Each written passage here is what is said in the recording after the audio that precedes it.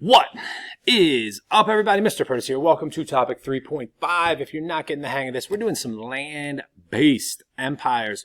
Land-based empires is the overall theme of this, that we have these empires who are growing, really maintaining their power, not overseas. They are on kind of one relatively continuous piece of land. There might be a little break, but for the most part, we're not talking overseas colonies.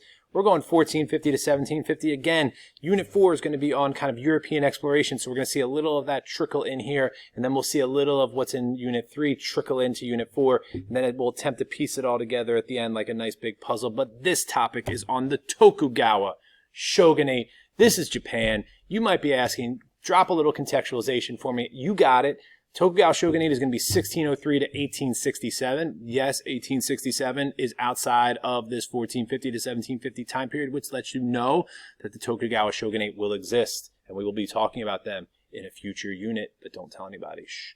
Also, contextualization on all this. Who are the Tokugawas? What's going on in Japan? Japan had been decentralized for hundreds of years. It had been a feudal system, meaning that local nobles, but in this case in Japan, they're referred to as daimyos, are going to control local regions, and there's no real centralized control over this area. So we're split up into almost like little city-states, and then amongst that you have manors.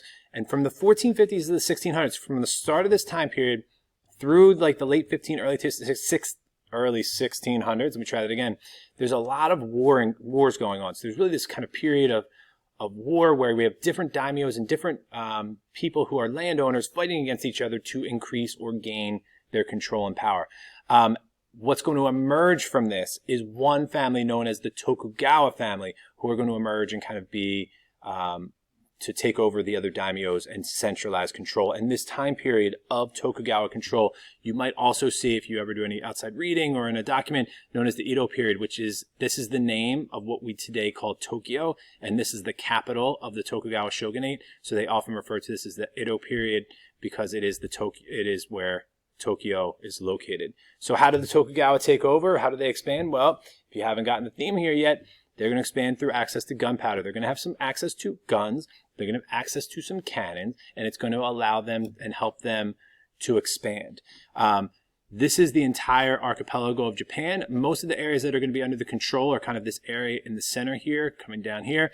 And we are going to, through this expansion, going to conquer some of these other noble families. Also, the other thing they're going to do is they're going to have people who are going to want to fight on behalf of the Tokugawa as they realize that they are increasing in strength. And it's named after the Tokugawa family. So you have this first guy, Tokugawa Ieyasu, who is going to fight against the other daimyos and set up this shogunate. If you don't know what a shogunate is, it refers to the shogun. It is really just a military leader and a military dictatorship. So the shogun is a military leader.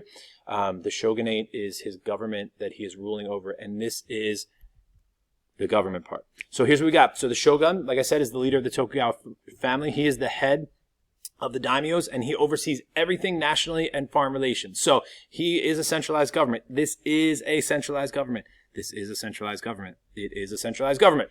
So he's going to oversee all the national affairs, all the affairs within the country, and also all the affairs with foreign adversaries or anyone who is looking to trade with Japan. So basically, though, he does allow each local noble to have their own administration. You can create your own laws and taxes, but you must swear loyalty to the shogun. So a little bit different than some of the other centralized areas that we talked about, and maybe some similarities where you know that you can't control everything totally hands-on, so you leave some local control to the nobles. And that's a smart decision because it allows the nobles or the daimyos to feel empowered, that they have some say over their local affairs, and it'll decrease the risk of rebellion. There is an emperor, and I don't want to get this confused. The shogun, who is the leader of the Tokugawa family, has all the power. The power is in his hands, and he passes out some of that power to the local nobles. Over here, we have an emperor. We're used to thinking of emperor as having all the power. In Japanese culture and Japanese government structure, the emperor does not have any power. The emperor is totally loyal to the shogun and really is what we call a figurehead, where someone who has almost no power but is there as like something for people to feel nostalgic about or something to give people pride. Similar to the royal family in Great Britain today, there's almost no power that the Queen of England has. So I just want to kind of point that out as a side note, that there is an emperor, no power though.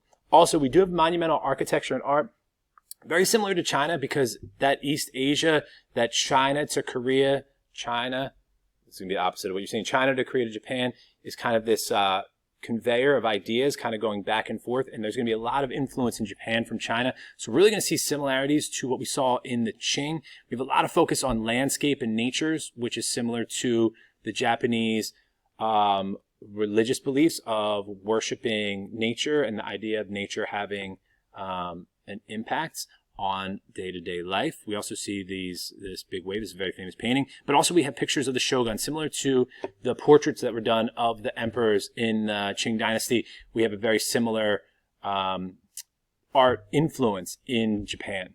Also, we got to recruit military people. Japan has been unified, so there's not a lot of war going on, and they're really a chain of islands, so it's not like they have to worry about constant invasions from neighbors. Unlike, again, here's a comparison, unlike what we saw in the Safavid Empire, where they're surrounded by the Mughals on one side and the Ottomans on the other, we're talking like an isolated, semi-isolated chain of islands. So we had these samurai warriors who've been around for hundreds of years, who have done the bidding of the daimyos and gone out and fought very bravely, taking great pride in what they do.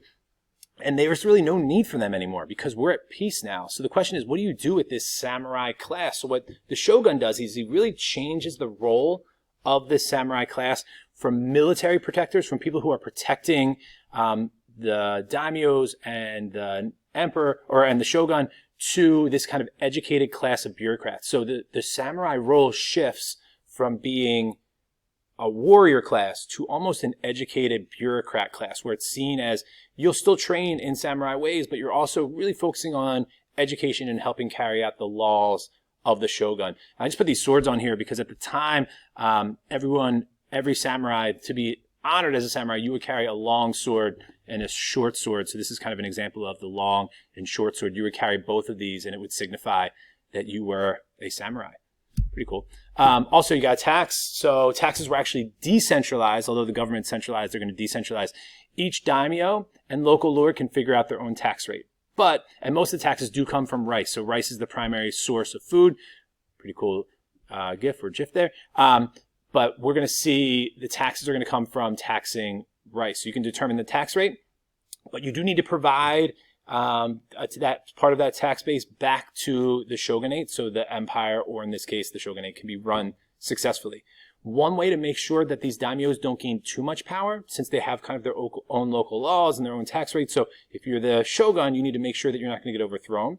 So what the shogun sets up is that every other year, the daimyos have to move to the capital city. So they can't live in their local areas. They need to move for a full year, every other year. So 1 year in the capital, 1 year back home, capital back home. In this way, the shogun can keep an eye on these high-ranking nobles, but also it kind of forces them to adopt the local culture. This move costs a lot of money. You got to move everything, and you're rich and you're wealthy, so you want to show off your wealth and your money. So the daimyos, it's going to force them to tax people at a lot higher rate. There is really no need for money for expansion because we've expanded across the archipelago. So unlike other places where you see this money that needs to be for soldiers and recruitment for expansion, we don't really need that under the shogunate. So it does keep taxes a little bit lower than we see in other places. Last but not least is treatment of minority groups. In 1623, at the peak, really one of the peaks of European exploration, Japan realizes that there's this huge foreign influence coming in, and they don't like what they see. They get a bad vibe as the Europeans are going out and conquering places during exploration. So they decide to ban foreigners, and they ban Japanese people from leaving the archipelago. So there's basically this ban in Japan to leave and to come in.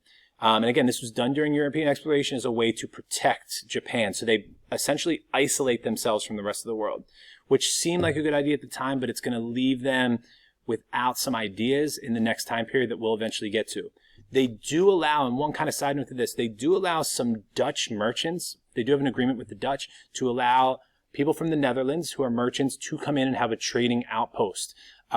These merchants are limited in where they can go in Japan. They don't have free reign in Japan, and they're also limited on who they're allowed to interact with. So we do allow some European ideas and European merchants to come in, but they're only Dutch, and it's extremely limited. And this is just a picture of Across the wall here, you got the Dutch merchants and the Japanese kind of looking down and kind of gawking at them and seeing what they're all about. So that's what I got. A, B, C, D, E. Again, contextualization. That's Japan. That's Tokugawa Shogunate. As always, you got any questions, write it down. Let me know.